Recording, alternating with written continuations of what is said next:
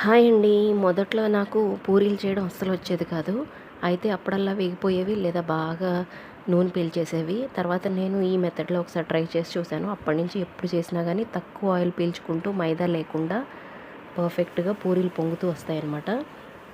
దానికి ఫస్ట్‌గా 2 కప్పులు గోధుమ పిండి తీసుకొని దాంట్లో ఒక 2 స్పూన్లు బొంబాయి రవ్వ కలుపుకోవాలి. తర్వాత ఒక చిటికెడంత ఉప్పు అలాగే కొంచెం ఆయిల్ వేసేసి ఒకసారి వాటర్ పోసి జస్ట్ తడిపేసి ఒక క్లాత్ వేసి 10 నిమిషాలు రెస్ట్ ఇవ్వాలి. తర్వాత మళ్ళొకసారి నాప్కిన్ తీసేసి బాగా పిండిని మర్దన చేస్తూ ఒక 10 నిమిషాలు బాగా కలపాలనమాట. పూరీ పిండికి ఎక్కువ వాటర్ వేయకూడదు. కొంచెం గట్టిగా కలుపుకోవాలి.